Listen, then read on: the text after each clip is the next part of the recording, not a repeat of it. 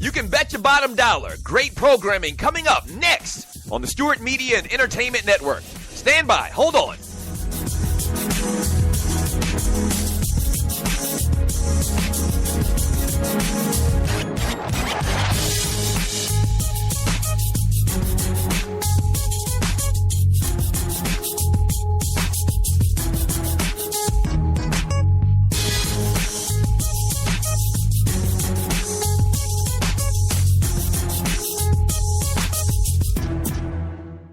Talk at its finest, coming up next on the Stewart Media and Entertainment Network.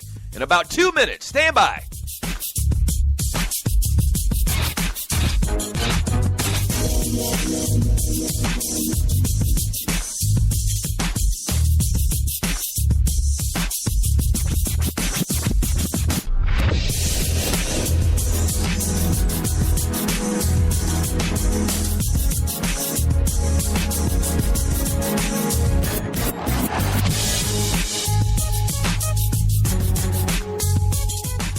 We know what guys are talking about. Stand by. A great show coming up next on the Stewart Media and Entertainment Network. In about 30 seconds. Stand by. Don't go away. Stop.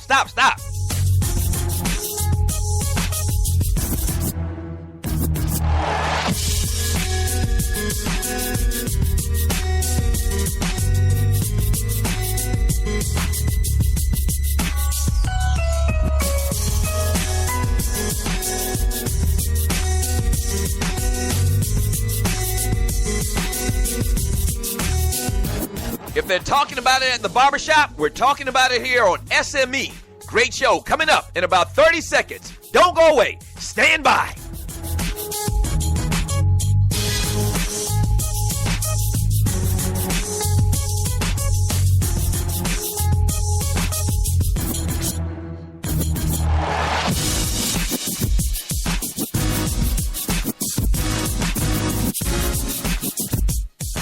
It's time. Sit back, relax, and enjoy. Another great product on the Stewart Media and Entertainment Network. Yeah!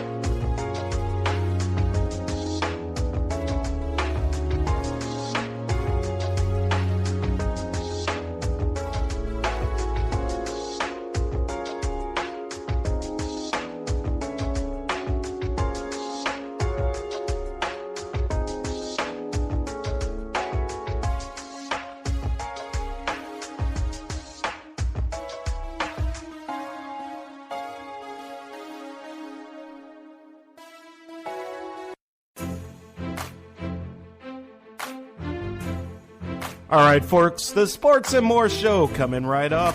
You're only a couple minutes away. Stay tuned.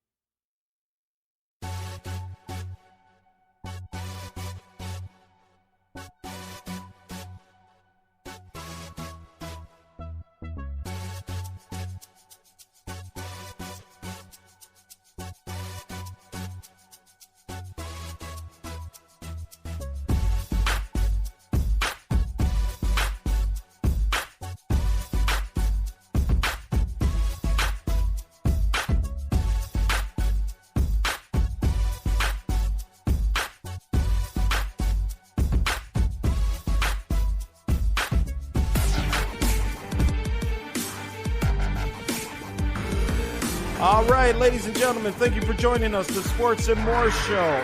Live and direct, I am Vince Wright, the Sports Governor, and my co-host is joining me all the way from Kalamazoo, Michigan, with DJ Dollars and Cents, Reggie Lawrence. And thank you for joining us as we get into another 2 hours of some fun-filled sports talk, guests, live calls. We do it all. And ladies and gentlemen, let me introduce to you the co-host of the Sports and More Show, Mr. Reggie Lawrence. What's up, Reg? Yo, what's good, everybody? Man, I want to say thank you all for coming out tonight on the second installment of the Sports and More Show. Excited to be here. Good to have you here, man. And again, I am Vince Wright, Sports Governor. I'm always glad to be here, man. Lots of stuff popping in sports. We got NBA playoffs, Curry doing his thing, getting his team back in it, even though Oklahoma State stole the game. So, mission accomplished as far as you're concerned if you're Oklahoma, Reg. I wouldn't call it stealing the game. I think they played some good defense, man. How about, they actually won the game. They always said a series isn't a series until the home team loses a game, right? Absolutely. So, yeah, we definitely down with that. We got a special guest calling in here in a little while, Mr. Ryan Krill.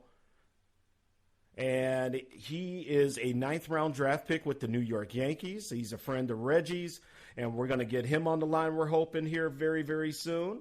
Reg, what else we got going on tonight, brother? Well, let's first say shout-out to the couple other people that just walked in. My man, K3000, one of my homies right there, has always had our back since day one. Absolutely. What's going on, K3000? Good to have you up in this joint. What's up to Easy Does It? Oh, Easy's up in the joint. What's up, sir? And, of course, Gary G. Money Joyner is in the mix as well. So, again, along with everybody else that got off earlier, my brother-in-law, dollars and cents. I'm reading your chat up in here. Exactly. I'm in here, too. Exactly, man. So here we go, folks. Thank you for joining us. Hey, Reg. What you got, man? It's been a fun-filled week, interesting. We got the NBA draft lottery. Your Cavaliers, man, are on fire, and I know you definitely going to have a few things to say about that tonight. Cleveland Indians making moves. My Twins are still stuck in the cellar. The Atlanta Braves firing managers, and also we got some NBA hirings going on. Yeah, not only that, I think I'd be curious as to get the number one chief, Rocka's opinion about Girardi getting fired. That was kind of a surprise, and I don't know who they hired, but very interesting situation down there in New York. Yeah, and the other thing, we got another one, the Minnesota Mafia man, Mr. RC, Ronald Cameron, up in the house. What up, RC? Y'all Minnesotans are repping hard, that's for sure. Yes, we are, sir. Yes, we are.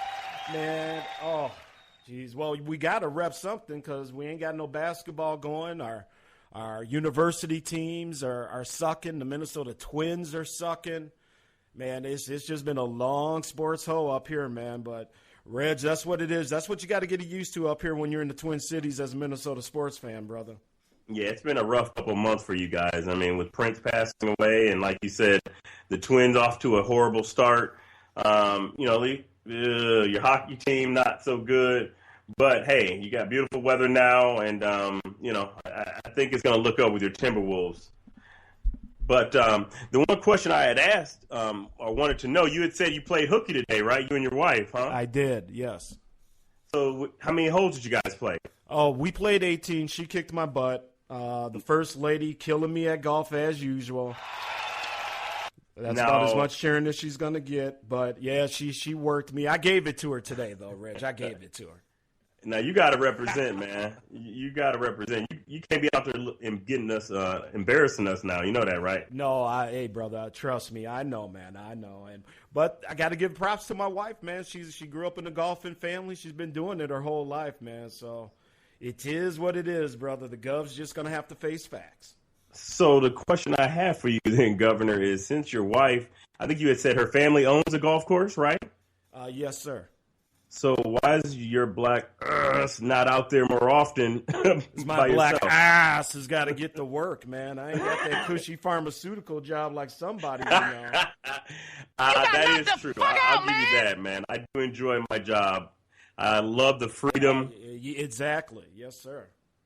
But it's good to be back on the air again and, talking with you, my man. And we got some, like you said, some great topics. We got my one buddy coming up later on, I think roughly around 8 o'clock. Ryan Krill, a baseball player, is drafted by the Yankees. So I think it'd be some, interesting information and tidbits. We're going to ask him all kinds of fun stuff and a point of view from a player that's actually, young, is in the, right in his prime, getting ready to embark on a Major League Baseball career.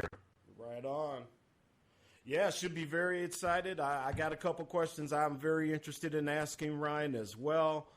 Just to see how the day-to-day struggles and living in the minor leagues go down. Things like that, Reggie. That's what I'm real interested in. Just kind of more of the day-to-day and the kind of how did he feel when he got the call and found out he was drafted by, arguably the premier organization in Major League Baseball. Well, what's interesting is that he actually originally got drafted by the Detroit Tigers coming out of high school. Oh, okay. Yep, and he had I believe, if I'm correct, the colleges don't give full scholarships for baseball. We'll have to ask him, but he got a scholarship to go to Michigan State, and I think his parents weren't hurting for money, so they decided. I think he got drafted like 200 and something, and they kind of weighed the pros and the cons. So they told him you might as well go to Michigan State, get your education paid for. And then you go back in the draft, and then you get drafted again. Yeah. Very interesting story there. So look forward to speaking to Ryan tonight. Gary G. Money Joiners out there in the chat room. He says the Braves could have waited till the end of the season to fire Gonzalez. These Mickey Fickies have no care, and it ain't like he had a whole lot to work with. And, G. Money brings up a very good point. You know what? He does bring up a good point. I mean, when is there a good time to fire him? I just had an issue on how they did it. It sounds like the dude got an email from the airline, saying, here's your one-way ticket back home. To me, I don't understand how a Major League Baseball team that's making millions, how you treat somebody like that. Why does he have to hear it through it or find out through an email, But as far as getting fired too early, that's kind of how it goes. They got John Hart over there running things. And if you remember John Hart, he actually put together that Indian squad back in the days with Albert Bell and who else was on that squad there? Kenny Lofton. K-Love. You had Carlos Baerga. You had Sandy Alomar Jr. Jim Tomei. Yep. So I think he's going to tear it down. He's got plenty of cash, so he's going to rebuild Atlanta. It's not going to take too much longer. So I didn't agree with the firing, though. I thought it was kind of wrong. But guess who just stepped into the to the Sports and More Show. The one and only. You got his theme music ready for him? It's going. The Chief, number one Chief Rocker jersey, Vern. What's up, sir? No, I know a lot of it's we're gonna do a little bit of rehashing because we didn't get a chance to talk. But when you do a Thursday show, a lot of action happens Monday through Thursday or through Wednesday, and then you kind of rehash. But I didn't get a chance to ask you what your opinion was on the brawl after the footage comes out that Odor was fighting in the minor leagues, doing the same thing, sliding in high, and then he punched the guy and started a melee. Well,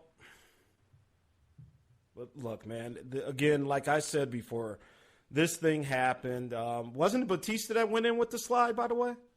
Yeah, Batista went in the slide on him, and then they had some words. He got up and he pushed him and he punched him. But the point is that Odor did the same thing to a kid. He slid in high in minor league. The kid said something to him, and then Odor basically took his helmet off, dropped his hands, and popped the kid too, and started a brawl. So he was upset at Batista for doing the same thing he did. So I was just wondering if you had saw that at all. No, I hadn't seen that. I think what it had, look, the slide was hard. What happened. Again, I don't, put too much stock into it. It happened. It was an emotional reaction. Glad Batista didn't get his eye bolted out of his head there from that punch. But, yeah, we got to move on. And, I'm sure we can go back and find all kinds of things and find bat flips from minor leagues and stuff, too. Now, Odor is going to have to kind of watch himself a little bit here, as you just don't want to keep getting suspended and keep getting in these situations, so to speak, Reg. But other than that, like I said, it happened. I was ready to let it move on, and that's what I'm going to do, brother. Did you just see the highlights of the one Oakland A's batter who hit, 3 home runs? And then he rounded the bases, and he took his helmet off, and he made like he was doing a basketball shot. Did you see that at all? No, I did not. Okay. I did not. I'm going to have to take a look at that. So, yeah, man, like I said, folks out there in the land, we got all kinds of stuff coming on. We got some local music here from a friend of mine, Rob, and we're going to try and figure out some things here. We understand there might be a microphone issue out there on Reggie's voice. We'll take a listen and see if we can get that corrected here very, very soon. But other than that, folks, thank you for joining us. The chat room's popping. Everybody's out there. So let's do this here. Let's take a quick break, and we will come right back, and we will get into it. Travis J, Jamar J, and my man Robin, and this is a Robbie Rob set. Come on. Here we go again. We go. Saw this 1,000 times. You gon' play this role, you must be out your mind. If you think that I'm gone, and of course I ain't waiting. This world moving way too fast for me to be patient. So what you said, we act our age. That's right. This ain't a performance, I don't see a stage. But that can be arranged. It's in your brain. What I see, it's already inside you. So let's move through this evening. Let me guide you. The server's on our way back. With the Patron shot. You think I might view you like them grown thoughts? Listen, we live it, we fall. In the distance, get lost when you kick it with a ball. Why? 'Cause you a bad girl and you know it. You act so different on me. Why you switching on me? So you say you a good girl, Say you a good but girl. you really a bad girl. You really a bad When girl. you playing these games, when you playing these games with me, yeah. So you say you a good girl, Say you a good when you girl. really a bad girl, Really a yeah. bad When you girl. playing these Why you games, playing these games? when you playing these games with me, Kid, why you lying to yourself? Fool. Kid, why you lying? And them 6-inch heels, you looking all of that. You concerned if I hit, I won't call you back. But that ain't gonna happen. 'Cause I'ma wanna hit again. We can get it in. I don't judge. I just wear the robes at the hotel. Get what we did stays in the hotel. Silly, that's our business. Come on, baby girl, we living for this moment. I'm never with that pump faking. I don't condone. Just keep it real. 'Cause you a bad girl and you know it. You act so different on me. Why you switching on me? so you say you a good girl, Say you a good but girl. you really a bad girl, Really a bad when you girl. playing these games.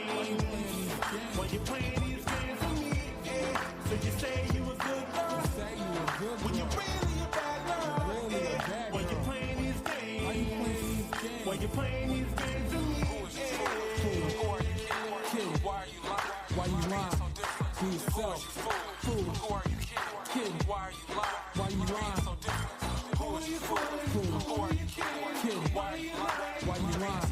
To yourself. Fool. Kid, why you lying? Who is you fooling?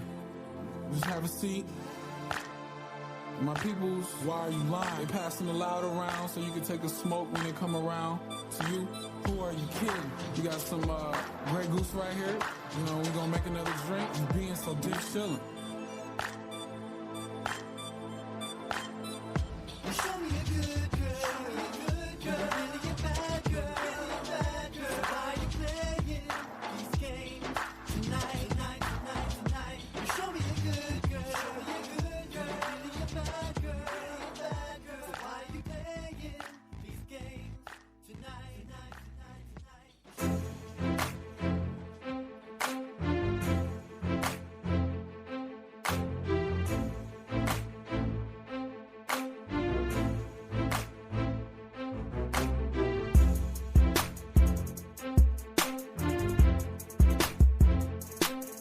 Can you hear me?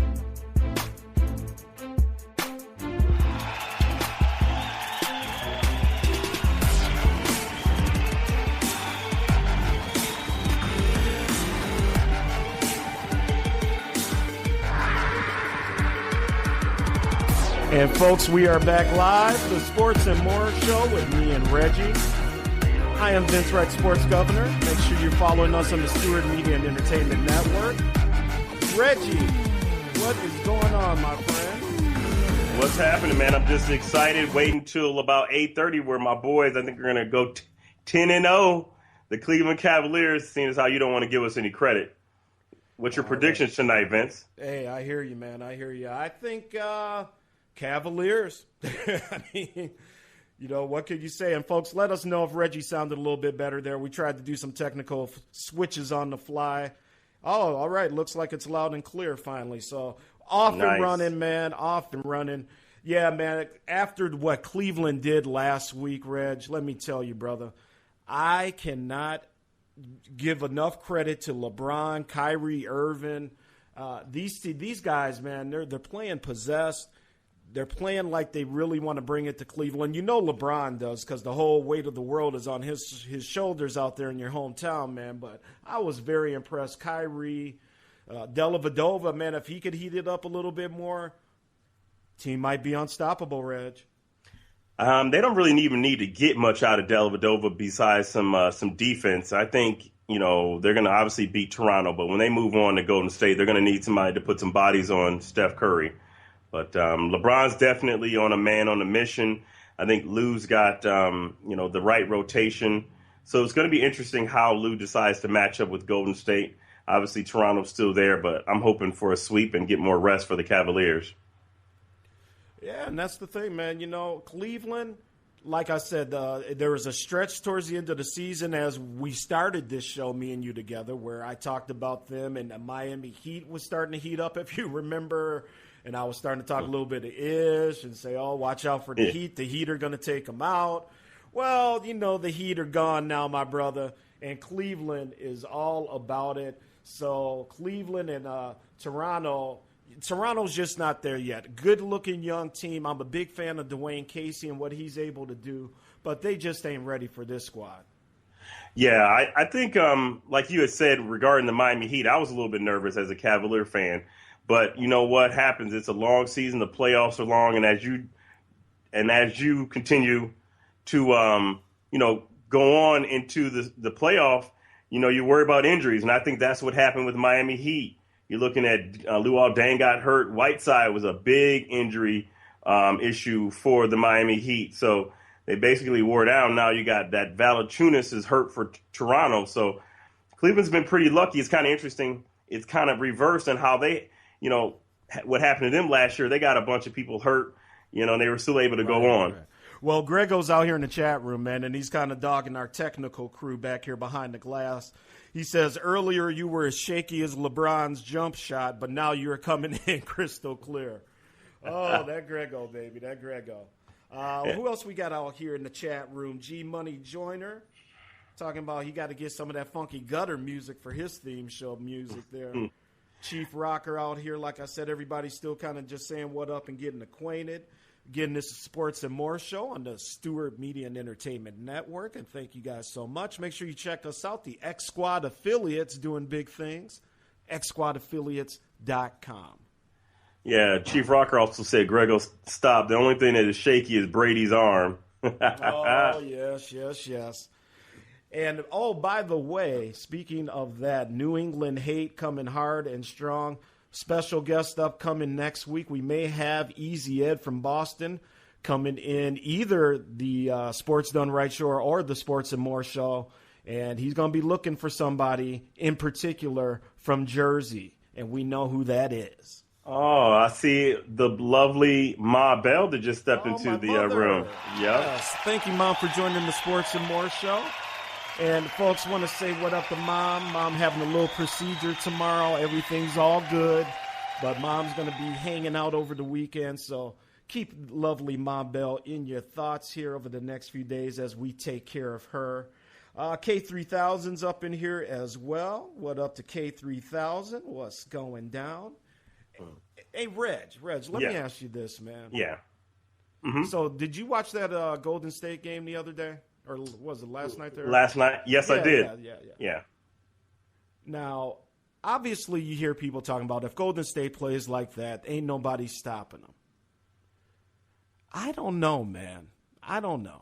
There's something about this Oklahoma City team that I don't know, man. It's just, even with the game last night, there's something that's just in my gut telling me to stick with this team. I can't even really tell you what, but it's going to be interesting. And as we go back to Oklahoma City, Reg, 2 games, or do they still do the old 2-3-2 in the NBA? I think it's 2-2-1-1-1, I believe. Okay. I hope so. That's the fair way to do it. Obviously, Oklahoma's got to grab game 3, and if they can find a way to do that and then get into game 4, man, let me tell you, wouldn't that be something to go back 3-1 on the world champions who set the single-season record for wins? And, boy, wouldn't that be something that Golden State, after it was all said and done, all the scoring, all the three-pointers, all the fun watching this team this year, Reg, what if this team actually stunk it up and found a way to lose this series? I would love it, actually, to be honest with you. Would you?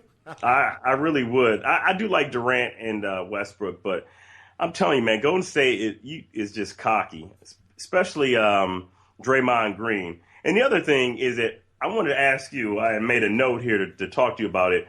Why is it that Steph Curry gets away with all that trash talking? You know, he shot a 3-pointer, and before it went in, he stared down Ibaka. Did you see that play? He's the face of the league, man. He's the face of the league. Whether you like it or not, he's the golden child, man. He can do no wrong. It's all come on, Reggie. You know that, brother. You are DJ Dollars and Cents. You are a sports fan, a basketball fan. You know that. Now, I ain't saying I necessarily agree with it, my brother, but come on, you know why. But then when LeBron James, was clowning and whatnot, everybody was all upset at him, for dancing and whatnot on the sideline, so I'm not really sure, again, why Steph gets away with being such a trash talker. I mean, that dude talks mad-ish, seriously. And it make me want to foul him real hard. I mean, I just am like, dang. Well, we got a call here on the line. Hold on one second. And ladies and gentlemen, we got John Fisher, I believe, on the line, Cooking with the Microwave host. John, are you there? Yeah, that's me. What's going on, fellas? Hey, what's up, John Fisher, man? Ladies and gentlemen, the host of Cooking with the Microwave, and he is an X-Squad affiliate member himself. Make sure you check his show out.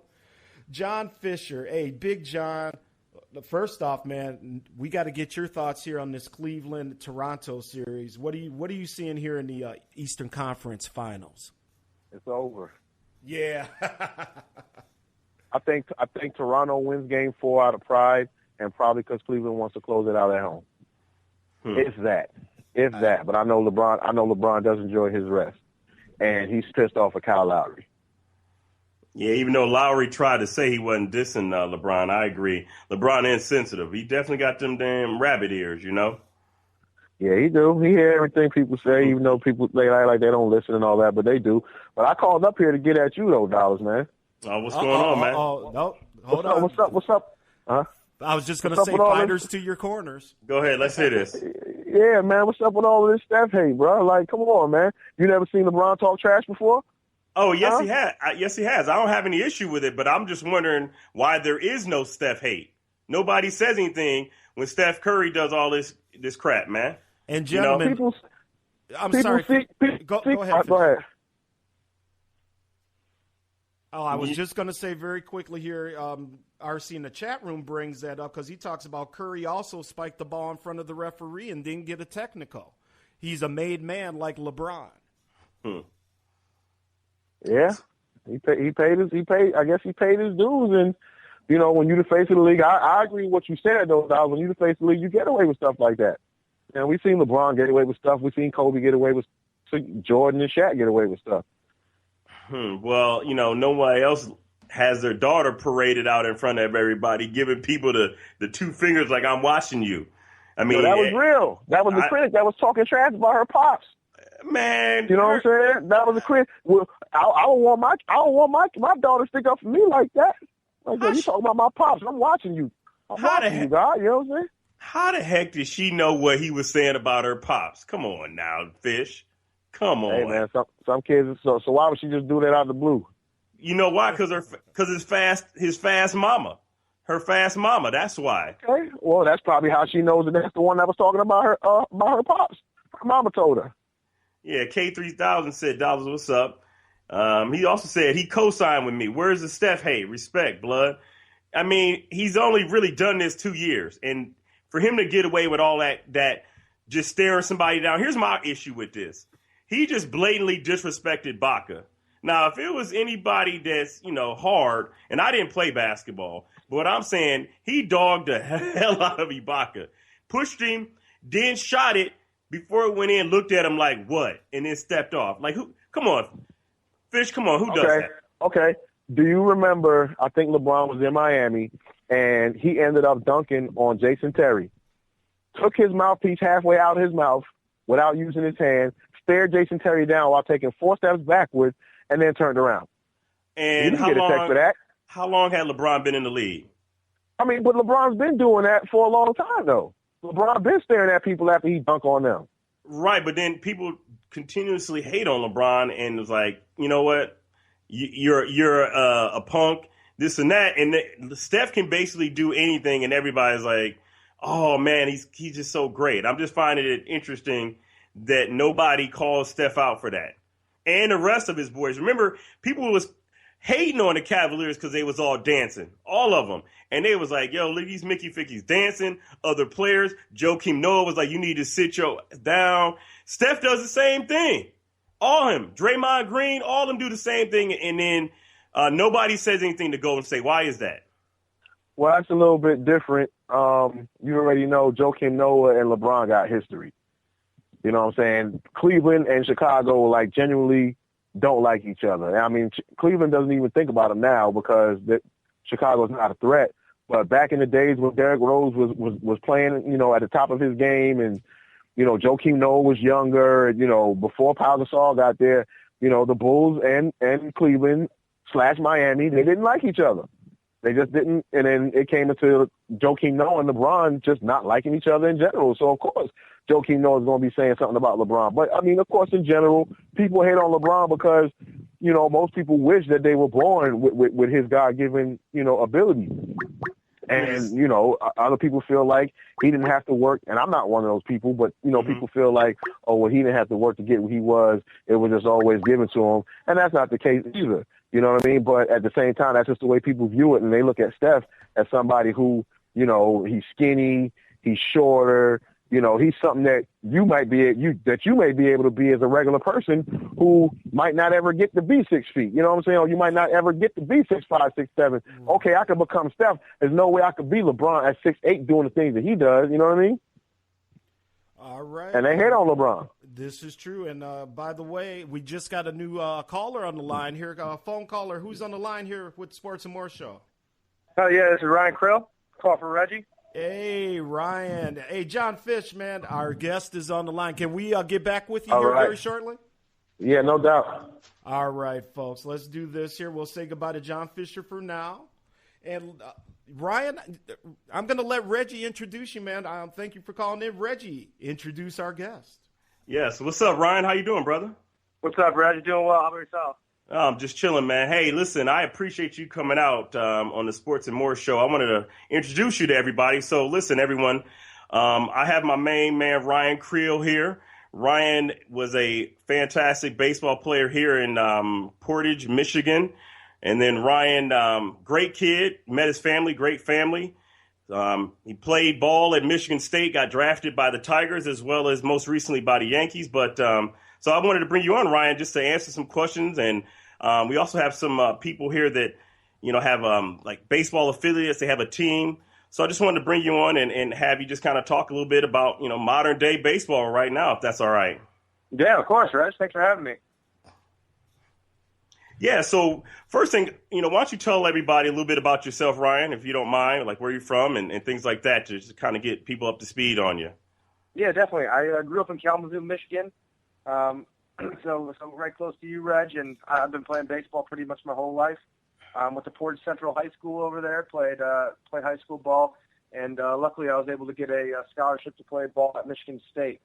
After I went there for 4 years, played all the way through my senior year, which doesn't happen a whole lot, especially for baseball. A lot of guys get drafted right out of high school and go, which I did. I got drafted by the Tigers, but instead of going, I decided to go to Michigan State, get my degree. Thought that was pretty huge. And this past offseason, I actually graduated from Michigan State as well, which is awesome to have a degree. So I played my 4 years there, and after the last season, my 4th year, I got drafted by the New York Yankees. So that's who I'm playing with right now. Nice, hey, nice. Ryan, this is Vince Wright. I am a co-host of the show here with Reggie, and I'm out here in the Twin Cities, Minneapolis, St. Paul. Of course. And by the way, a former Big Ten guy myself. I'm a University of Minnesota guy. Awesome, and yeah, fun. Very proud of our program over here as well for college baseball. But let me ask you this, man, because I've gone through some of your stats and whatnot, and you led the Big Ten in nearly every offensive category, from batting average, slugging percentage, on-base percentage, man. You've done it all. Before we get into your pro baseball side here, tell us a little bit about what it's like playing college baseball, at Michigan State and up north, because we know college baseball is obviously very huge down south. But what was it like playing up north here? Yeah, of course. I mean, overall, the 4 years at Michigan State were the best 4 years of my life. Playing ball with all those guys, that's a brotherhood every single year. And, there's some of the best times you're ever going to have. I absolutely love playing college ball. But I know a lot of people say that it's a big disadvantage playing ball up in the north just because of the weather. I mean, we're practicing outside in the fall, and we're shutting it down about mid-October. From then on, we're pretty much practicing inside in the cages, and we're doing that right up until the season starts. Usually the first 5 weekends of the season, all these teams that we play have been playing outside since January, February, while we've been just taking swings in the cages. So in that aspect, it's a little tough, especially going from the cages in our first time being outside is those first games. So I'd say in that aspect, it's pretty tough, especially going from a cage to a field. You just kind of got to get used to the surroundings, get used to the different view. But besides that, we're down south for the first 5 weekends, which is really nice. Each weekend we go play a 3-game series somewhere or a tournament, and we come back up north to Michigan State, practice inside, and do the same thing the following weekend. So, in that aspect, not being able to get outside is a little tough. But other than that, there's not a whole much of a difference between the north and the south. And I think some of the northern teams, especially the Big Ten last year, is pretty loaded. And there's 5 to 6 teams that made the NCAA tournament. So I think that's showing a little bit that the North is starting to compete a little bit more with the South. Absolutely. And, folks, we're here with Ryan Krill. He is a former Michigan State University baseball player. He was drafted in the 9th round by the New York Yankees. And what baseball player wouldn't want to be drafted by the Yankees? This man has done it all, especially his senior year. And, Ryan, why don't you tell me what was it like? I see you got a nice little grand slam in the Big Ten tournament against Nebraska to take the lead there. What was that like to hit a big grand slam at a key moment like that? That was pretty cool. I mean, it was definitely probably one of the highlight moments of my career playing baseball. I don't know if I could duplicate that feeling doing anything else, but it was just awesome to do that and give our team the opportunity to win that game. I mean, that was a huge situation for us. Trying to make a NCAA regional, which unfortunately we did not do, but that was a game that was a must-win in order to put us in position, and unfortunately we didn't quite get in last year, but it was just an awesome experience, and celebrating with the rest of our teammates, it's just something that can't really be described or can't really be matched. So, Ryan, quick question for you. I got one of the guys that's in our chat room. His name is he goes by the name of the number one Chief Rocka, Jersey Vern. He's a huge New York Yankees fan. So his first question he had, what position do they have you playing at right now? I'm playing first base. Okay. Now, is that pretty much where you're going to be for, until you kind of get up to the big leagues or whatnot? Yeah, that's what I'm planning on at least, and I think that's what they have planned for me as well. I played a little bit of, I pretty much only played outfield in high school, and once I got to Michigan State, I switched over to first base, and that's where I've been playing the last 4 years, and that's, I feel like, where I'm most comfortable and probably the best at. Now we got some people here that really like baseball. We have a gentleman from his name Team Broadcasting Togo. He runs a league down in Florida, but you once went your whole senior year without striking out. Now, I find that pretty tough to do. I think your boy Joe Mauer from Minnesota did that, Vince, if I'm correct, right? I think he made a wow. So what goes into that, Ryan? Like, how did you find, you were able to go a whole year without striking out? I mean, against some really good talent, some really good pitchers. For sure, yeah. That was my senior year of high school, and I don't know. I've always had very good hand-eye contact, and my approach, especially in high school, was pretty advanced compared to some people, which is kind of why I got a scholarship to go on and play college baseball. I was just a little more advanced at that young age, and I don't know. A lot goes into it. Maybe just your approach when you get two strikes. And I mean, the biggest thing is just being calm and being confident. A lot of times when you get two strikes on you, you tend to tense up. You tend to swing at bad pitches, and I've always had a pretty good eye for the strike zone. So, and the ability to just stay calm in pressure situations. I feel like that's one aspect that's really helped me throughout my whole baseball career. And I don't know, that combined with just our conference sometimes didn't have the greatest of pitchers, but I mean, those are maybe two little aspects to it that helped me do that feat. Absolutely. And again, folks, we got Ryan Krill, New York Yankee draftee. And Ryan, if you can tell the folks this, obviously all kids who play sports dream of being drafted and getting the call and whatnot. Why don't you tell our audience what it was like when you finally got the call and found out that not only had you been drafted in the 9th round, but with the Yankees? I mean, what was that like for you? It was pretty awesome. It was just a really cool feeling. Especially after my first couple of years at Michigan State, I didn't have the greatest of years. And to really see that hard work kind of pay off and get that call from the New York Yankees, seeing my name pop up on the draft tracker, I mean, it's just a surreal experience. It's just something I've dreamed about ever since I was a young kid. I mean, I remember first playing ball when I was 3 years old, and that's all I wanted to do for my whole life, was be a professional baseball player. And to see those dreams come into fruition is just something that, I mean, it was pretty cool, and just been my dream forever. So it's awesome that I have that opportunity to do that and go and be a baseball player every day. No, my man Jersey Verns, since he's a New York Yankees fan, said that you better have a thick skin playing for the Yankees. Have you been finding that it's a little bit challenging or a little bit more stringent, or what's your overall impression of the organization? Definitely. I mean, it's a first-class organization. They treat you extremely well, and they expect you to, be on your best behavior all the time. That's one thing. I feel like they have a lot more rules than other organizations. For example, we have to wear a collared shirt to the field every day. We always have to look professional. They just have a lot. We have to be clean-shaven every single day. I mean, they send people back in the locker room on a daily basis for having a little scruff.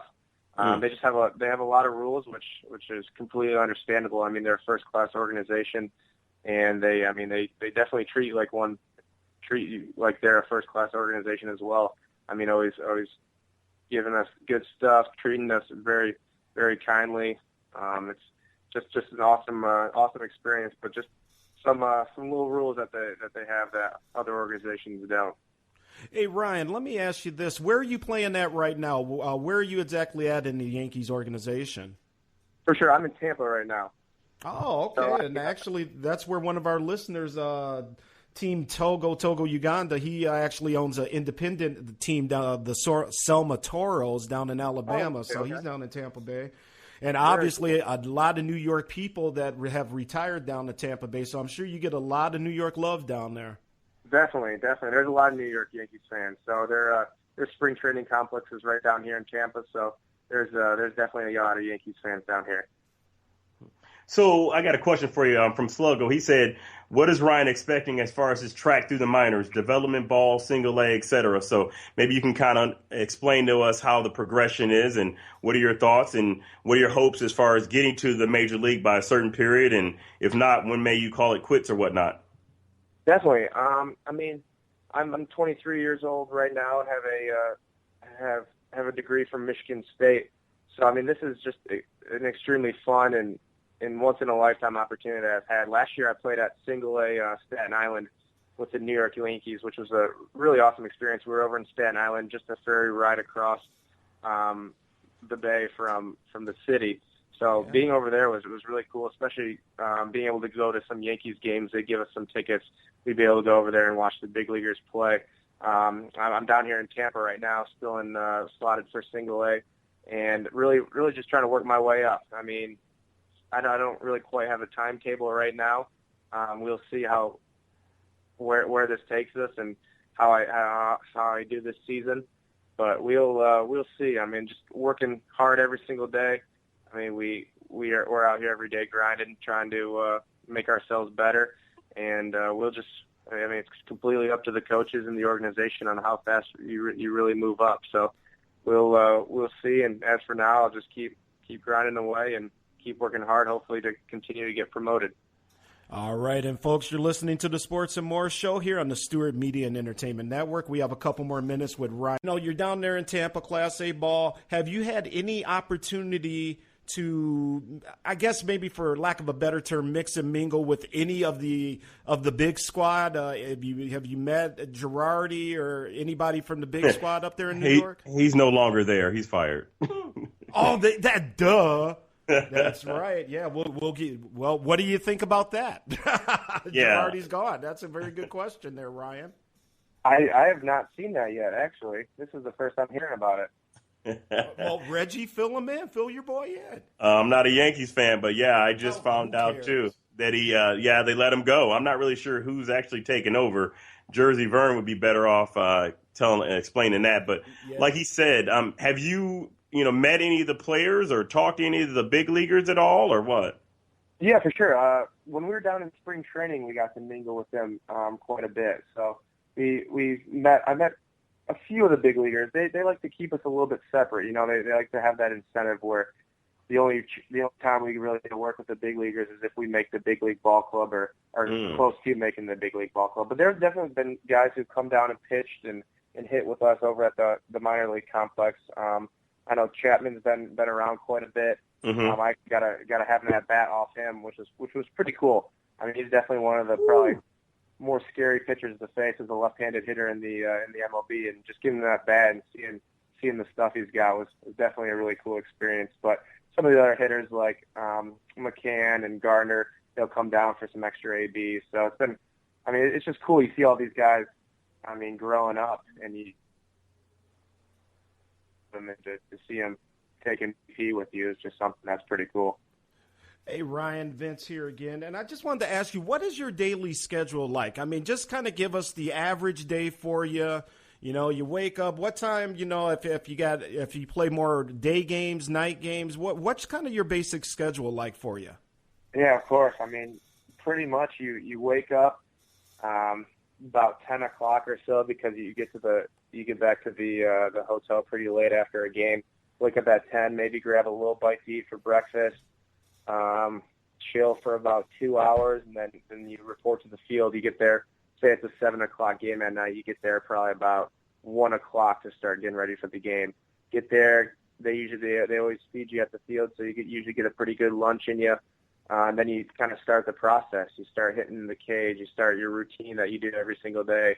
And you go out to the field. You go through your stretching process. You go through your throwing. You take your ground balls. And then you go through your BP routine. And after that, you go kind of back to the locker room while the other team does their BP routine as well. You have another little snack before you have to go out and play. And 7 o'clock rolls around, and you get out there and do your job pretty much. I mean, this is what you're getting paid to do now, is go and play baseball and do your job. Come back after the game, go back to the hotel and sleep, and do the same thing again tomorrow. So they pretty much have you on a pretty tight regimen every single day. But I mean, it's something I love, something I've always wanted to do my whole entire life, and having this opportunity to do it is something that's pretty cool. Now, let me take a minute and apologize. I was wrong. Mea culpa. Girardi's still there, so he did not get fired yet. Yeah, don't scare me like that, Ray. I apologize. You know what I wanted to ask you is, what was your thoughts on this whole situation with Batista and Odor? I know you being younger, do you subscribe to the old school line of thinking? Was it okay to carry a grudge for a year to hit him? You know, where do you fall on this whole fiasco? Oh man, this has definitely been a big talk around the clubhouse, and I'm kind of for Bautista on this one, man. I don't think you can carry a year grudge against somebody, especially hitting a big home run in that big situation. I know the bat flip was a little uncalled for, but I mean, it was last year. I think it's time to let it go. Maybe if he did that in the game this year, off of them, I'd be for it, but I'm not sure if I can attest to holding a year grudge and getting back at somebody a year later. Hey, Ryan, we got just a couple more questions here. And, again, I want to thank you very much for your time tonight, man. This has been a lot. Thank you, guys. Oh, no problem. This has been a lot of fun. Again, this is the Sports and More Show on the Stewart Media and Entertainment Network. Now, one of our listeners in the chat room had a question here. He just wanted to know, on a rainy day, what do you guys do in the clubhouse, and how strict is your diet and nutrition?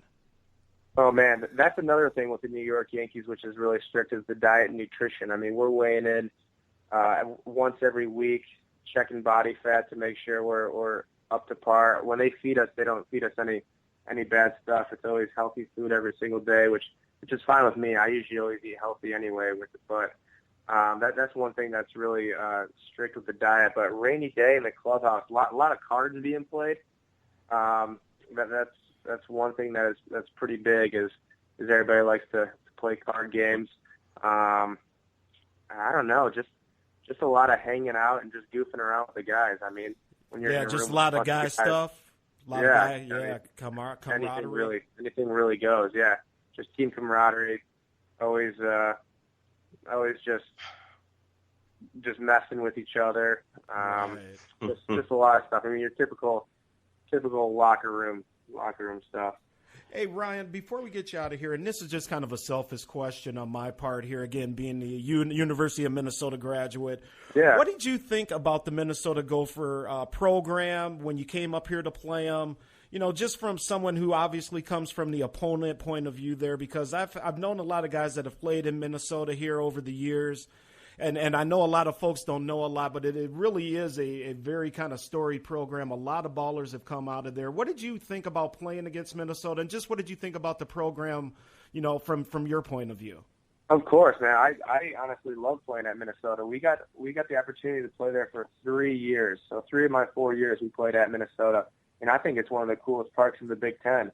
I mean, I think it might be. I think it might be my favorite place to play on the road in the Big Ten is that field. I really enjoy it there. Their programs, I mean, they're good every year, and especially this year, I believe they're first in the Big Ten right now, and they're going on a tear. Yeah, I mean, their coaching staff they've been there for a while, man. They definitely know what they're doing. They've coached a lot of big leaguers and a lot of pretty good players and pretty good ball clubs. I mean, it's a good organization they got over there, and it's really showing this year. I think I want to say they're first in the Big Ten last time I checked. But I mean, the facility is unbelievable. I think it's relatively new, been built in the last 5 years, I believe, and they got a pretty good program over there. I definitely really like going there and playing. It was definitely one of the funner trips and trips I have circled every single year that we go there. So here's a question for you. Obviously it takes a lot of talent to get to the big leagues. What are some of, the advice that you can give players maybe in high school, in college? What are some really good pointers, or really, one of those like, man, if somebody could tell me this and I would listen, what do you recommend or suggest or can give, advice? Of course. I mean, I know it sounds extremely cliche, but I mean, hard work is definitely key. I like to think of myself as the hardest working guy on my high school team. I mean, I was probably one of the most talented as well, but being the most talented doesn't give you an excuse to not work hard. I mean, being the most talented means that you have to work harder than everybody else every single day. My old high school football coach used to say, to whom much is given, much is required, and I think that's a extremely important fact. That's something that I really take to heart every single day. I've been blessed with so many gifts, and much is required of me in order to maintain those. Another thing, I mean, a lot of young kids nowadays are focusing just on baseball. I know a lot of kids age of 10 are so set on just being a baseball player, and they do that year round. And I think that kind of takes the fun out of it. I mean, the fun out of being a kid, especially. In high school, I played football, I played basketball, I played baseball. I mean, my favorite sport was definitely baseball, and I did work on baseball all year round, but some of those other sports just opened up opportunities to, meet new people, getting different coaches, and just doing different sports, building athleticism, and just being with like other teammates and other people, which I thought was one of the best aspects of it. And I mean, that'd be another recommendation I have. I mean, especially to kids at a young age, just because you love baseball, don't focus just on baseball, because by the time you're a high schooler and in college, I mean, you might be all burned out and not love it anymore. I'd say mix it up, continue to play all the sports that you play, and it'll pay off in the long run. Another quick question for me. The one thing I wanted to point out and I thought was excellent and amazing, even at your young age when I came to see you play, after the game, you were like, hey, you know what? Thank you for coming out. And I'm like, wow, this kid is saying thank you for coming out. But what advice would you give me as a coach? Because I'm coaching the 10U travel. So, I could always use, advice or some sort of approach, or what do you suggest that really goes into some of the best coaches that you've been around that I could take from and incorporate, on an everyday basis with the kids I coach? Definitely. I mean, I think the biggest thing as being a coach, which I'd really like to be one day, I'd definitely like to coach, but I've been around a lot of good coaches, been around a lot of bad coaches, and the thing that I think sets the good coaches apart is how much they care for their players and just building that respect with the players. I mean, those good coaches we have really care about each and every person on their team as an individual, not just as a player who's going to win them some ball games. I think that has the most carry, especially as those kids get older and they're gaining respect for you and stuff. Just, take notice into like what they're doing off the field, into their lives, and really get to know them as people instead of kind of just players. I feel like that's what the best coaches that I've had really have set themselves apart with, is that they just really care about you and see how you're doing. And in turn, those kids will see that and grasp that, and they'll want to play harder because they won't want to just not let themselves down. They will want to not let you down as well, because it'd be, such a letdown for them to play poorly because you care so much about how they do and just care so much about them.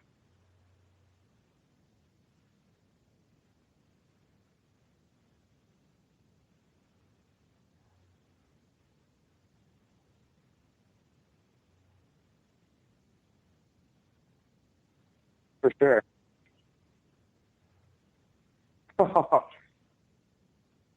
Oh, man. Okay. That sounds awesome.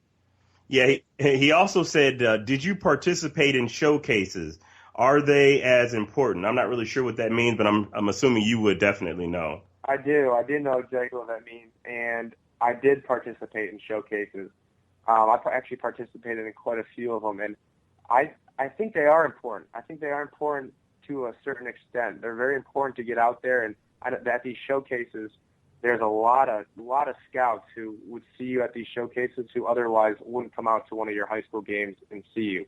I think they're important in that aspect because they get to come see you, and it'll put you on their radar for them to possibly get the opportunity to come out and see you play in high school.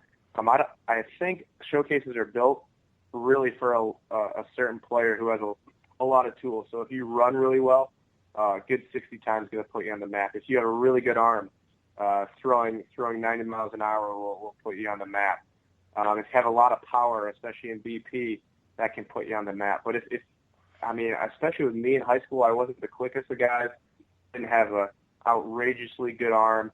My power came a lot more in the games than it did in batting practice. So I feel like if you're one of those people who perform better in a game more so than a showcase aspect, I feel like the game's definitely where you want to perform. But the showcases definitely are important just to put you on the map and to let other scouts see you who otherwise wouldn't. Okay. One last question. The number one Chief Rocka, the biggest Yankee fan around, said, "What's your height and weight right now?" Because I know your dad is about 6'8"?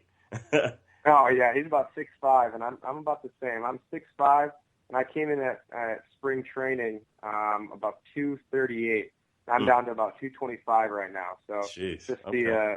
the intense diet and just working every single day, I've dropped a couple pounds, but hopefully I'll build that back up with some muscle here. Cool, man. Hey, Ryan, first off, we're up against it on the clock. I wanted to personally take a couple minutes and just thank you for coming on the Sports and More show, my friend. You have a lot of new fans that are going to be keeping an eye out for you down there in Tampa Bay. And, as the season goes along, my friend, we'd like to maybe have you back once or twice. I know you're very busy and trying to do your thing there, but if we can maybe check in with you as the season goes along here and kind of follow your trek, and hopefully one day we can come watch you in Yankee Stadium. Yeah, for sure, Vince. Well, thank you so much for having me on the show. It was fun and just a great opportunity. Thank you. Thank you and Reggie so much for having me on here. All right, buddy. Thanks a lot. I think Togo said he's also going to play this interview to his players during BP. So you've touched quite a bit of people. And like I said, we look forward to seeing you play and up against the Tigers and even my Indians. But I'll talk to you soon, my man. All right, buddy? Awesome. Sounds good. Thank you. All right, thank you guys so much. All right. Thank you. Thanks, buddy. All right, folks, give it up for Ryan Krill, ladies and gentlemen. Very, very cool guy, Reg. Yeah, like I said, even at a young age, man, this kid was just awesome. He was good to be around. I could tell that he was going to make it. We're talking just first class. His parents are first class. And I wish nothing but the best for him, so I'm excited to see him flourish. Yeah, man. I'm very impressed. Very well-spoken dude. Very cool. I hope he can make it. Baseball, obviously the minors, very, very tough thing to get through, but not everybody gets to even where he is in single A ball. So best of luck to Ryan Krill. We're going to be checking him out. Follow him. Check out the Tampa Bay team down there. And we are going to definitely keep our eyes on him as well. So let's do this. Let's get a very quick break in here. We'll give reset. And maybe we can get John Fisher back on the line after the break because I wanted to, talk to the Fish Man a little bit about the NBA playoffs. And I'm sure Reggie had a couple questions as well. So let's do this, folks. We're going to just take a very quick break here, and we will be right back to ya. No tricks in 86. It's time to build. Check out the Doug Stewart Show Monday through Friday from 10 a.m. to 12 p.m. Eastern Time right here on the Stewart Media and Entertainment Network. It's sports talk. It's guy talk. It's fun talk. Once again, that's the Doug Stewart Show. One half of the world-famous Two Live Stews, Doug Stewart, Monday through Friday, 10 a.m. to 12 p.m. Eastern Time at StewartMediaandEntertainment.com. Trust me, you'll have more fun than you can shake a stick at. And I got one question for you. Are you not entertained, huh? It's beach body season. So if you're looking to get that beach body, there's still time. With IASO tea, the IASO tea is a unique blend of 9 all-natural herbs. Just 8 ounces of tea twice daily can provide you with dramatic results and have you beach ready in no time. Place your order today at www.totallifechanges.com/tea-team. That's www.totallifechanges.com/TEATEAM or call 678-250-5839. That's 678-250-5839. Start working on your beach body today.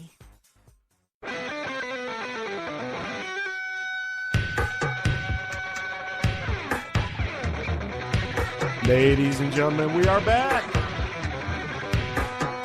The Sports and More Show. DJ Dollars and Cents. I am Vince Wright, the host and co-host. And we are back. What's going on, Reg? Yo, man, that was a great interview, huh? Beautiful interview. Again, Ryan Krill. Make sure you follow our man, and we will definitely keep you updated on him. Now, getting back into the NBA, brother, I wanted to ask you, man, what did you think about the New York Knicks? Jeff Hornacek? You know, I don't think it's that bad of a hire. I mean, honestly. Really? Yeah. Okay. Believe it or not, I mean, who else were they going to get? I think they were down to the last, Hey, the chief rockers for hire. Well, I mean, once Walton said no way, I think he's definitely better than Rambis. So I don't necessarily see it as that bad of a hire, to be honest with you. I think they need to get rid of Phil Jackson altogether and just kind of go from there. But we'd be curious to see what Jersey thinks about that hiring. Yeah, Jersey, let us know what you think out there in the chat room. Look, I know Hornacek, he came in, he improved the Suns. I think he took them from about 25 or so wins up to almost 50, I think, in his first year.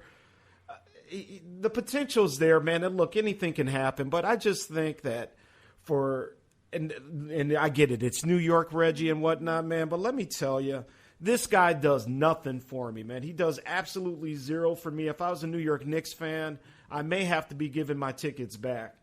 I hope for Knicks fans' sake, I may be wrong, but let me tell you, man, Jeff Hornacek does nothing for the sports governor. Never has, never will in terms of coaching. A good player, man, but just very, very, very disappointed, I guess, if I'm a New York Knicks fan. And, again, it just does nothing. It just kind of keeps the malaise going in place. Yeah, Grego said Phil Jackson has a Lakers jersey under his suit. Yeah, exactly. Yeah, I think he's definitely trying to get paid and then trying to get to L.A. as soon as possible. It was a blah hiring, but we all know you need talent to win, regardless coaching-wise. Talent wins. Look at Blatt. Look at Mike Brown. If you have talent, that's going to propel you to win. So it'd be curious as to how they do as far as draft and signing some free agents. So I don't think it's that bad of a hire. Jersey Vern said, I don't like it, and the Lakers move ain't much better. Yeah, exactly. I've talked to a lot of people. Let's talk about the Los Angeles Lakers here for a quick minute for my fans out there in Cali. And we're going to be hearing from some people down the road. I'll fill you in there as we get closer. I got some guests out in Cali that are going to be coming on down the road, Reggie. But, yeah, man, the Lakers, a lot of people out there are not happy with Luke Walton. Why so? I haven't really heard much. I mean, is it because he's not enough track record, or what are you hearing out there regarding the fans? Here's what I'm hearing, and they're just not excited. It's almost like the Hornacek hiring. Now, granted, he brings a little more excitement for what he's done so far, but they're not overly excited for Luke Walton being hired out there in L.A. Now, hopefully, he proves them wrong. But we will see. And we do have another caller on the line who called into the Sports and More show. Caller, who do we got? We have an angry-ass Knicks fan. That's what we have. Well, we know who this angry-ass Knicks fan is. Now, the Chief Rocka, we can't let you have 55 minutes of the show tonight, but we're going to give it up for you anyway, my brother. Ladies and gentlemen, Jersey Chief Rocka. Oh, man, I don't need that much time to say what I got to say, man. First of all, Phil Jackson The deal is not complete yet because they didn't go through the details of signing, and you know it got to go through Dolan, so it's not complete yet.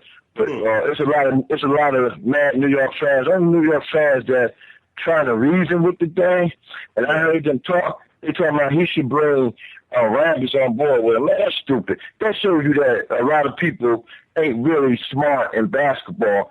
You know, so they're not really the Knicks fans that's really been down with the Knicks throughout the years and all that. But Jackson is just signing his way out of New York. He's just trying to, just because he couldn't get who he wanted Rambis to coach the team. Just because Dolan said he didn't want Rambis coaching the team because Carmelo don't want Rambis, right? He would have got somebody that nobody expected. He wasn't on nobody list that high. Okay, look. The coach from Indiana just got hired by the Magic. You know, I think his talents would have been better with the Knicks than the Magic. You know what I'm saying? Frank Vogel.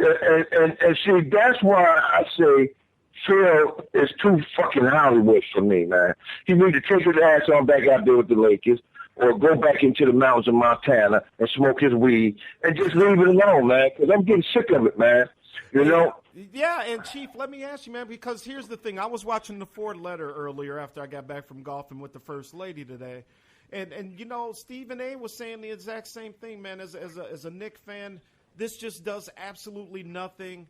You know, I don't want to say it sets the franchise back or anything like that. But, man, when you had the chance to try at least to get a name in here and you wind up with Jeff Hornacek, Chief, man, I don't know what to say. Well, you know what? All we need to do is get a goddamn point guard, and that'll solve everything else that he's doing wrong. You know, the best thing he did was when he got Porzingis. Porzingis is going to be a player. Porzingis is working out, man, with nutrition. He's putting a little weight on. He's working on other parts of his game. Porzingis is not that far from being a dominant player, man. You know, I don't care what people say. You know, I mean, if it wasn't for Towns, he would have been MVP. He would have been the Rookie of the Year, you know? And whatnot, but that's the only thing Phil Jackson did was bring Porzingis in there. And now his next move, he has to get the right point guard. Now, here's the thing. Jersey, I think I agree with you. I think you just got a much younger Dirk Nowitzki in Porzingis. I think he's going to be a stud, and you got him early. Is there any free agent point guards you think that's going to be available for the Knicks? They're talking about Kyrie, but Kyrie still hurt too much for me, man. And the reason a lot of fans want Rondo, but the talk sports host back in New York come out, he's too much of a head case. One of the fans said, I'd rather have a head case. Maybe that's what we need to get going. Maybe we need to get somebody like that to wake up Carmelo. You know what I'm saying? So either way it go, you're going to get a guard. But who it is, I don't even know yet, man. As long as we don't get none of that shit like Calderon, you know what I'm saying? But I look for Grant. I look for Grant to be much improved next year because his father went to down there every game he played this year. Harvey, they used to play with the Wizards back in the day when it used to be the Bullets. And you know he gonna work with him because you know his brother plays with the Sixers. So he gonna work with both of them boys because he's seen both of their games a lot this year, and he gonna have them NBA especially ready next year. All Grant got to do is work on confidence. When you get that blow away on somebody, keep blowing to the hole. Don't stop. You know, just keep going to the hole. Get fouled. You're going to get the foul. Because the referee don't call foul on you, then he going to lose points in the league, and he won't be refereeing too many games. So he just always stops too much. But if he get that down and work on his jumper, he can be that guy, but we need a veteran right now to groom him for the upcoming years. I think Rondo would be a great option because he plays defense. He's more of a pass first, and he can rebound. The thing with Kyrie Irving, I would have said, yeah, definitely. But now that it seems like they're gelling, and he just signed that 5-year deal, eventually, I think you're gonna get him eventually because he's a Jersey kid. But you got about 3-4 years, probably when you guys are really good, you could probably really look at getting Kyrie. No, I didn't say Kyrie. I said. Mike Conley from Conley out of Ohio State. That's what Memphis. Yeah, he still hurts too much, man, for me. But he would be good if he can get back his game and do what he was doing for Memphis back in when he first came to the league. Then he'd be a good addition. But all I want a guard that know how to play the game. That's all. You know, but I'm glad you let me come on. Hey man, tell your friend that's on the Yankees farm team, man, that Teixeira, this is his last year. I don't think the Yankees are gonna pick up that option on him. And of course, Boston already talking about the replacement of Big Papi would be Teixeira. Teixeira gone. Teixeira got blasted yesterday by ownership. First time ownership blast players in a long time. You know what I'm saying? Since George was there. His sons been sitting back, you know, with their thumb up their ass, ain't doing nothing. And they finally blasted him, Padeta, and Hitley. But Hitley was starting to hit, so that was really a bad blast of him.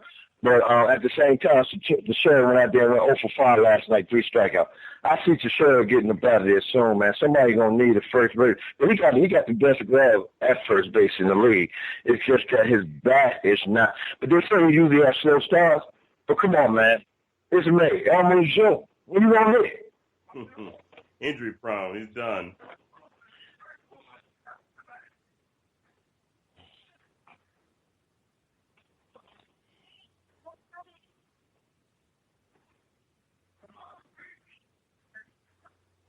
Hey, man, we won a tough one last night, so we didn't get swept. We get ready to go into Oakland right now.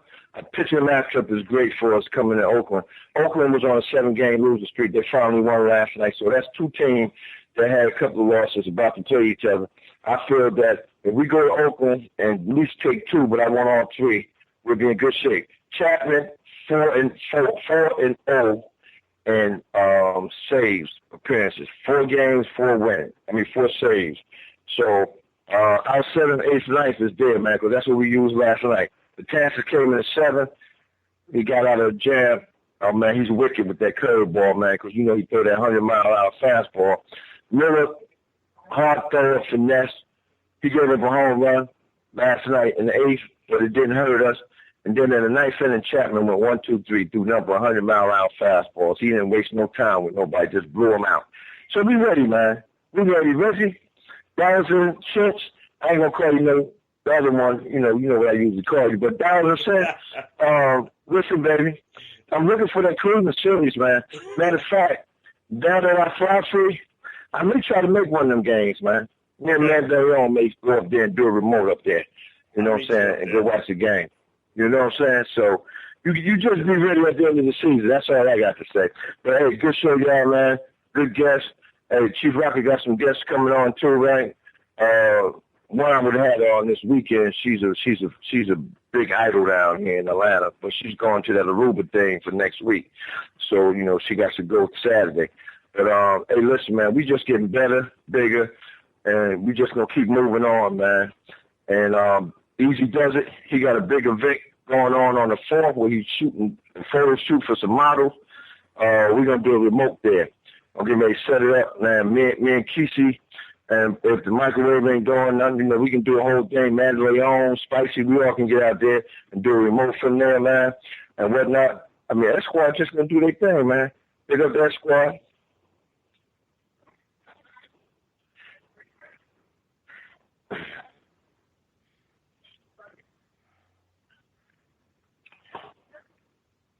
Hey, man, y'all have a good night, man. Y'all go ahead and finish the show. And like I said, Boom Shaka Rocka, number 1 Chief Rocka. I'm on out of here. Peace out, man.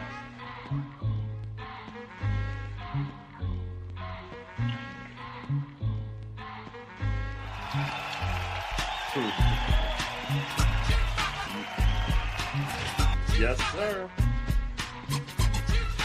Yes, sir.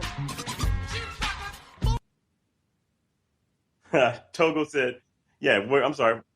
Well, I'm just going to read a little bit of chat. I saw you was going in on my boys. My Indians are looking good. C. Mick is covering for us. Indians said the Twins going to get a good draft pick, so basically you guys are done. Exactly. But Togo said, I wonder if I should ban players from listening to Chief Rocka. Nah, they love him.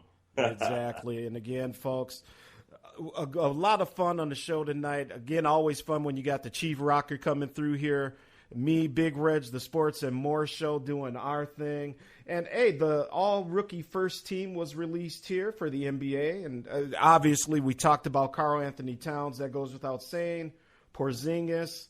Then you also got from the Phoenix Suns, Devin Booker, Nikolai Jokic from the Nuggets, and Jahlil Okafor from Philadelphia. Those are your top 5 for the all-rookie team, first team. You always try to get something about Minnesota in here, always. You know that? I am the sports governor of the state, man. The sports governor of the state. Not a lame state like Michigan, Minnesota. You know what? I will give you that with Towns. He was Put a great respect pick. on that name, Reggie. Put respect on that name. Yeah, I'll give you some props on that. I think your Timberwolves are going to be really good. But, yeah, man, it was a great show. The First Lady says it's about time for you to get a nap. You must be getting old, man. She said you time for you to go hit the nighty-night.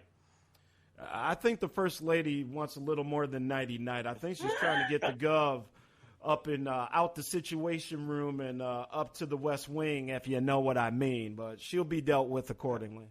A little bow chicka wow wow. Bow chicka wow wow. So yeah, is that she'll get it? She'll get it. First Lady, you need to let your husband win sometimes on them sticks, man.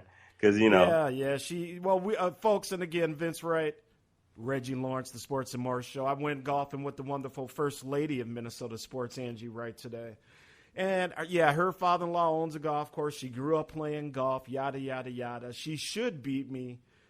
I gave it to her today, though, Reg. I gave it to her, man. She was ripe for the picking, and the gov just gave it to her. So disappointed, brother. She said, you ain't never beat her. That's what I'm reading. Hey, she's been beaten twice, and the next time we go out, You got knocked the fuck out, man! that's right, honey. You got knocked the F out. Slugger said, Governor, you had all day of that. So, yeah, I think she's more than what you can handle there, Vince. I'm telling you. Indeed. Hey, man, so, Reg, what's going on out there in Michigan, man? Talk to us. Detroit Tigers, what's going down, man? I think they're about ready to get rid of Osmus. They're not happy over here. They got one of the highest payrolls, almost $200 million. Just poor basketball, man. You got Detroit fans just ready to jump off the bridge. They're all upset. They got some of the better players like Cabrera and Verlander, but man, just a total disappointment. They're very upset over here, brother. So I'm actually enjoying it being an Indians fan. So I'm like, hey, as many losses as they can rack up is good for me. Yeah, I hear you, man. And a lot of big things going on here with the basketball. I as a Laker fan, I'm looking to see what's happening there. And then in baseball, now my Twins, for all the Minnesota folks listening, nothing is getting better for our Twins. And actually, there's people starting to actually call for Paul Molitor's head here in the Twin Cities, dog. And I don't know about that, but yeah, it's going to be a long, long season here for the Minnesota Twinkies. And let me ask you this, Reg. Yeah. Because we'll transfer from baseball here. We've actually done a lot of baseball talk tonight with Ryan being on the show. Getting back into the basketball, my friend, let me ask you this. Mm-hmm. Miami Heat, do they keep Dwayne Wade? Do they keep him? Do they keep him? Yeah, they have to. They have to. Now, that's the one thing about Riley. He won't give him do a situation where the Lakers did Kobe Bryant. But I think Wade will take less money and they're going to keep him. Now, my question is this whole Bosch situation. Now, I'm thinking that they're trying. Obviously, they're worried about the man's health, but I just saw there's some sort of situation is that if he's out for an extended period of time, they don't have to pay, or shall I say that salary cap doesn't count against them, or his salary doesn't count against their cap, and they stay out of the luxury tax. So that's what I'm curious about. What are you thinking is going to go down with that? I think they keep him. He's the face of the franchise. He's got probably, if he wants it, another couple good years left in him. And I always a big fan of Wade. He's a Chicago kid. I'm from Chicago. Loved him at Marquette doing his thing there. So I've always supported him. And whatever he wants to do, if he's able to play, let him do it. As we talked about on my other show, Miami, with Whiteside, obviously Chris Bosh may not be medically cleared to ever play again in Miami at the very least, Reg. So, man, it's just going to be a very interesting offseason down in South Beach. And also to see if maybe they can land a free agent or two down there. Mm-hmm. Oh, Riley never had any problems getting free agents, even when LeBron left. And that's one thing I got to give him credit for. Riley is he is what it is. But again, I think Dwayne Wade has no problem taking a little bit less money. I know that was an issue last year, but if you look at it, I think he's played the most amount of games since about 4 or 5 years. So he'll be back for another year or two. Yeah, I think so. And I got to give a shout out, ladies and gentlemen, my son of all people peeping through here. He's listening. He may not be in the chat, but want to say what up to Justin Wright, JT Wright up in the house. What's going on, son? 20 years old, doing this thing, trying to figure life out as all of us are. But big ups to Justin Wright. Big ups, nice. So, Vince, I got to ask you a question. You know how this is a sports and more show, right? Of course, sir. All right. Obviously, you and I both have, mixed children. So the question I have for you is that, do you find that there's a difference as far as how you grew up discipline-wise and how your children grow up, or is there a difference between? Yeah, you didn't hit the right and wrong topic for the governor's mansion here. Yeah. Listen, discipline has been a unique situation for me and the First Lady. We obviously an interracial couple. We kind of have some different views on discipline, to say the least. But let me just say this. When it comes to disciplining any child in any relationship, you have to be on the same page. I think as parents, you have to be on the same page because you don't want these kids to start, playing each other or playing you off of one another. And that's what these kids do. And these kids will sit here and they know how to work moms. They know how to work dads. And they will do it, man. Trust the Gov. The Gov knows. The Gov knows every damn day, really, Reg, how these kids are always trying to play each other or play me and the First Lady off each other, man. So that's how I feel. I definitely think there's a lot at play here, but you got to be on the same page, people, when you disciplining these kids. What you think? Well, my girl, oh, man, yeah. Hey, I'm just going to come out and say it. She's a lot less disciplinarian than I am. No, she's white, but I'm telling you, brother, we bat heads because there's times I would say to her is, look, obviously there's a difference when it comes to, race and whatnot. So she's very, very light when it comes to that. So I was just wondering if you kind of have that, if you ever come across that. But I do agree with you on being on the same page. Reggie, I got the First Lady looking at me right through the window here. All right. So I would love to answer that question. And you know what? The Gov don't care. Yeah, I agree with you, man. That's right. Yeah. That's right. Yeah. That's right. Absolutely. Absolutely. And, like our boy C. Mick out there, he's like, man, I got my ass whooped. C. Mick, I think we all did. And especially if you are, from my generation in the 40s, to the late 30s and obviously older. Yeah, parents didn't waste no time, did they, Reg, with that strap? Let me tell you, not only that, my funny story, I was playing baseball and I was reminiscing, with my girl regarding discipline, and her son was in the car. And he's that kid that's got just a smart mouth and, just wakes up and watch yourself, brother. Watch yourself. I know. I'm hoping she's not listening, but he wakes up and if he's in a bad mood, then damn it, everybody else is going to be in a bad mood. But I told him this story one day. My mom's name is Mary Smith, and I was playing baseball, and I hadn't done my homework, right? So we're in the middle of a baseball game. And fans are cheering, right? I think it was like the fourth inning. My mom drove a Mazda back then. I see this little Mazda pull up, and then everybody look over, they like, yo, Reg, is that your mom's? I'm like, yeah. Umpire calls timeout. My mother marched right onto the field and snatched me up right in the middle of the game and was yelling at me because I didn't do my homework. and that was a wrap. You know what I'm saying? In front of everybody. And I'm 43, and when I go back and hang out with my boys, that's all they ever do is remind me, remember when your moms came up and pulled you off the field? So, it was definitely a situation where black moms, a little bit different than I find in white moms, and I might get myself in trouble for that, but, I got to keep it real. Looks like Togo said the Gov won't be allowed in the West Wing tonight listening to Dollars. Yeah, sorry, Vince. I'm hoping I'm not getting you into too much trouble. Hey, yeah, thanks, Reg. Appreciate that, man. And C. Mick said Mary whipped Dollars' ass. Yeah, he knows my mom. She would have that crooked neck, look, and had an eye like, yeah, don't even go there. And as Grego said, that look was the ocean receding. He spoke, and now it's just sand at the beach. Hell yeah. Hey, speaking of Florida basketball, just to kind of get it back to the sports part here for a second, one thing I forgot to touch on earlier, what did you think, man, Frank Vogel getting the Orlando Magic job?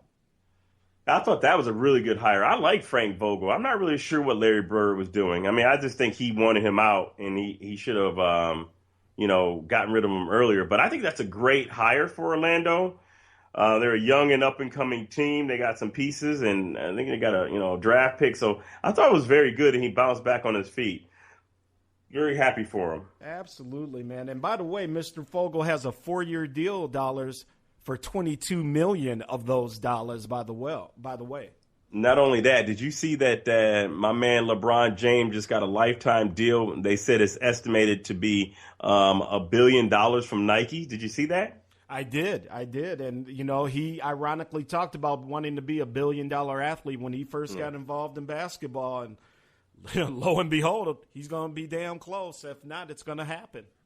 RC said, I'm the youngest of 12, and you best believe I got more than my share of whippings. Belts, switches, you name it. Whatever your mom or dad could grab. My mom was the same way. Well, hey, and for Ma Bell, that would have been a yardstick upside my head one time, man. My dad, had one of them, like those, those yardsticks. 3, and I was like, I can't even remember, probably just talking nonsense to my mom. And I'll be damned if Mom didn't grab that thing and go right upside my head and shoulders, so to speak. And that's all it took for the Gov. Whatever it was, it didn't happen again, brother. Hey, let's give a special congratulations out to our girl Spicy Conversations. It sounds like she got some sort of ad, so with her platinum voice, she's getting rewarded for that. I think I read in a previous chat that she got some sort of, she's getting paid for dropping a spot or something like that. So congratulations to Spicy, and it says congrats on the 100 followers. And RC is in here talking about being the youngest of 12 kids, too, and he knows what it's about, getting more than his share of whoopings, belts, switches, you name it. Amen. Okay? And Doug talked about the ever-popular Thorny switch. We have the lovely Thorny switch who, sometimes pops in our chat room. But, man, them switches, Reggie, it's hurting me right now to even think about it. I got the switch, I think, maybe twice. Woo! Never again, brother. Now, I got it down south, so I thought it was a southern thing. When I went to Alabama, I got it is a northern Minnesota, right in the middle of the Twin Cities type of thing, too. If you mess up too bad as a kid, I know. I don't think I'd want to get switched in the middle of winter because it's cold as hell out there. And as my mom just said in the chat room, Ann broke it in reference to the yardstick. She sure did. Right upside my concrete head. Looks like you might be needing to go to the Holiday Inn Express tonight, or you're going to be finding another place to sleep because the First Lady said that there's an air mattress in the staff quarters for you tonight, Governor. Hey. Folks in Stewart Media and Entertainment Land, let me tell you something. First Lady's full of hot air. If anybody's going to any hotel, it's going to be her, and it's probably going to be something more along the lines of the off-ramp in or something like that. Gov don't go outside his mansion. I am the governor. It is the executive mansion. The sports voters have voted to put me in it. I ain't going nowhere, dollars. don't know. You went from classy to ashy. You was about to get some love, and now you ain't getting nothing. Hey, well, from that to cheese, eggs, and Welch's grape, as Biggie would say. That's what I'm looking forward to. Sluggo said he was getting his ass whipped through his senior year in high school. Yeah, I was at that point. I was grabbing my mom. Sluggo was a senior in high school. What were you doing? I was grabbing my mom at that point. I was grabbing her hand. I didn't grab her, but I grabbed her hand like, Mom, we need to come up with something else now. I'm too big to get hit with a switch. Yeah. So she grabbed a pot. Oh, ooh. Brother, that ain't right, man. That ain't right.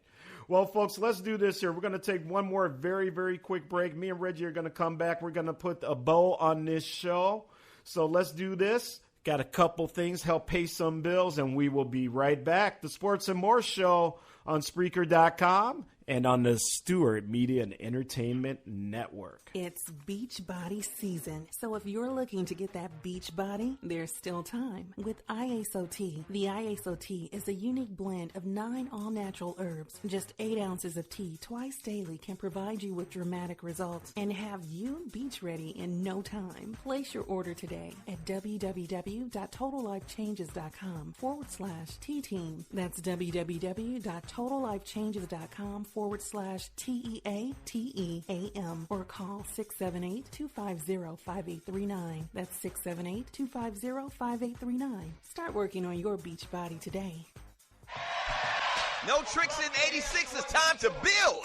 Check out the Doug Stewart Show Monday through Friday from 10 a.m. to 12 p.m. Eastern Time right here on the Stewart Media and Entertainment Network. It's sports talk. It's guy talk. It's fun talk. Once again, that's the Doug Stewart Show. One half of the world-famous Two Live Stews, Doug Stewart, Monday through Friday, 10 a.m. to 12 p.m. Eastern Time at StewartMediaAndEntertainment.com. Trust me, you'll have more fun than you can shake a stick at. And I got one question for you. Are you not entertained, huh?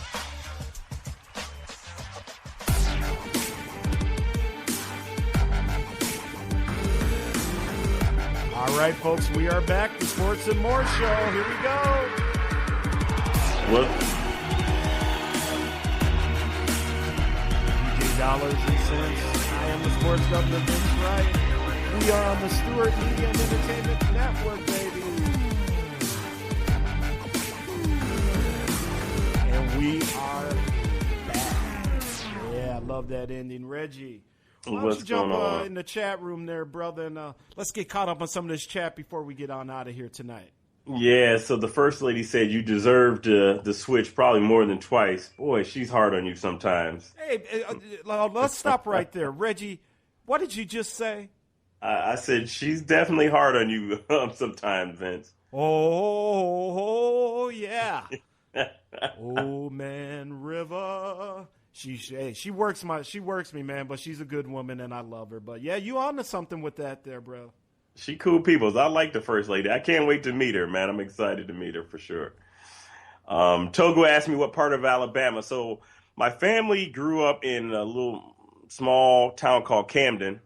And then I got my father, I think it was Montgomery, and I got family in Mobile. So that's all over Alabama. I don't get down there too often. It's too slow motion for me, Togo. I'll be honest, man.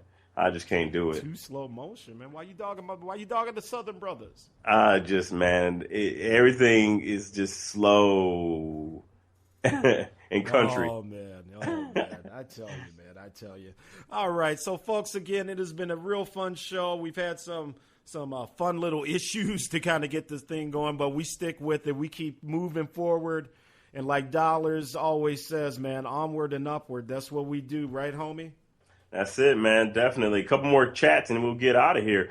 My man C-Mix said his mom grabbed whatever was closest. Didn't every mom? Yes, sir. Jersey Vern said he got the electric cord. I had one of them once. Boy, that leaves some serious welts on your ass. Grego said the daycare he went to, they had a wooden spoon on the wall that was used from some kids. The cold stare and flames from my head protected me from whoopings. I don't know about you, Vince, but when I was growing up, they were allowed to paddle in high school. Or no, in middle school. Yeah, in middle school up here too. Yeah. And okay. Please don't ask me if I ever got the paddle. We'll just move along from that. But yeah, man, that it was no joke. It was no joke. And these kids today, brother, they just don't get it. Reggie, if you walk down the streets of any teenager just about today and said, you know what, at your age, we were allowed to get paddled back in the day. Somebody could take a piece of wood and whoop your butt, whoop your ass with it. Man, these kids would look at you like you're just nuts, like you're from outer space today. Man, these kids now, I mean, they don't even like when you try to reprimand them. I mean, you know what I'm saying? Or try to tell them, like, don't do that. I mean, back when we was growing up, everybody policed you, you know? So everybody was like, yo, you need to stop or I'm about to whoop your ass or your mom, I'm going to call your mom. So, exactly, yeah, kids is out of control nowadays. And, you know, that's one of the things we love about the Sports and More show. We didn't really do it so much tonight, but down the road, we're going to be getting into fun little topics like this, relationship stuff. As Reggie said, you know, we are, I guess, you know, we got interracial kids dealing with the ladies and all of us, man. We're husbands, we're fathers. Lots of stuff to get into. Mothers out there as well. Everybody just trying to make an honest living and do their thing. But that's why we're here, to bring a little extra ray of sunshine in your life, Reg. Tell the people all about it. Oh, man. This is a great show, man. You and I bounce off of each other.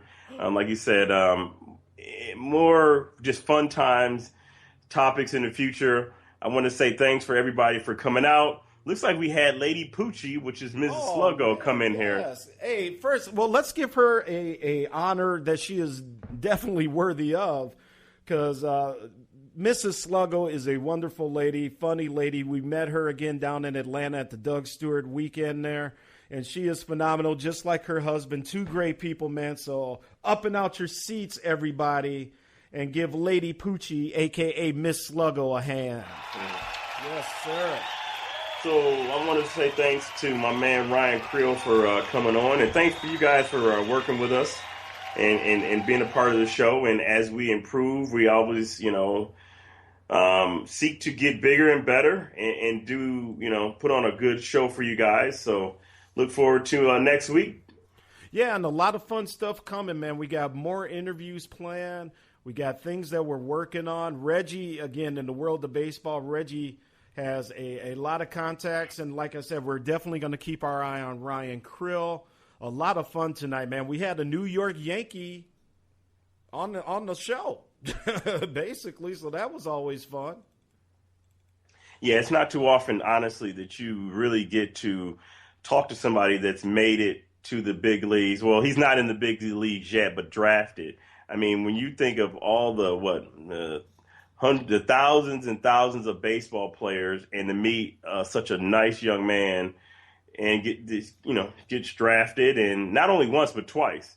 So thought it was great story, and I look forward to seeing his progress. And now he's got a bunch of more fans. So thank you guys for really being, you know, very cordial to him and asking some great questions. Yeah, absolutely, man, because that's what it's all about, man. We have our chat room, the people that follow this show, and for the people that ain't even in the chat room that I get texts from and shouts out on Twitter, such a knowledgeable fan base for all of the shows here, X Squad affiliates, that Ninja show as well, the Underground Railroad show. Shout out to the Real Cast Rangers.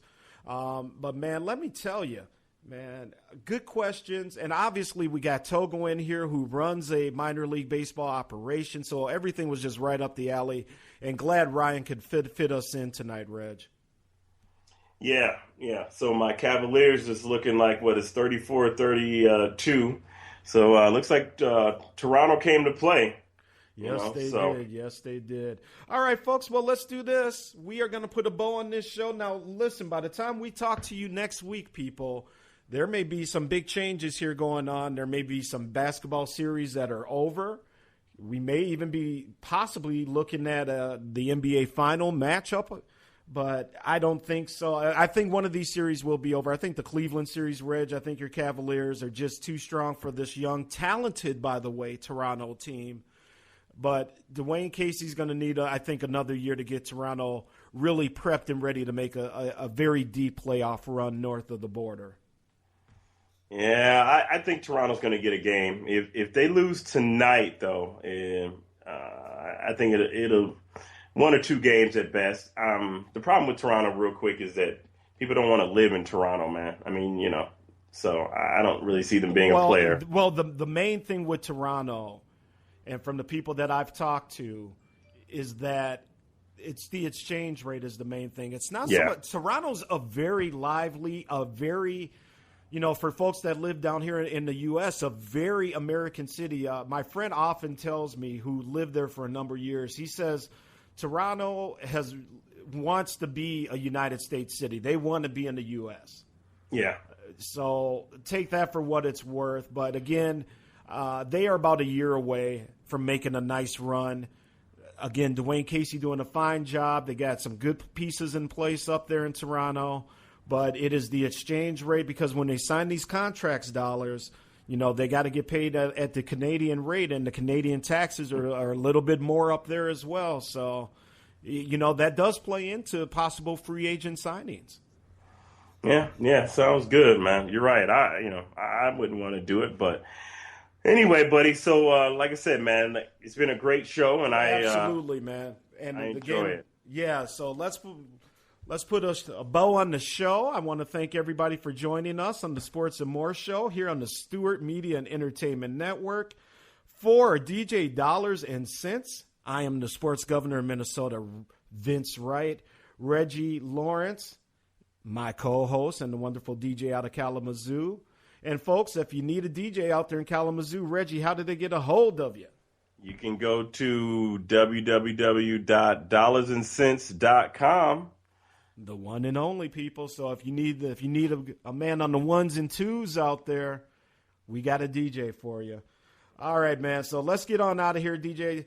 We will be back next week, people. Thank you for joining us on the Stewart Media and Entertainment Network. This is the Sports and More show. Have a good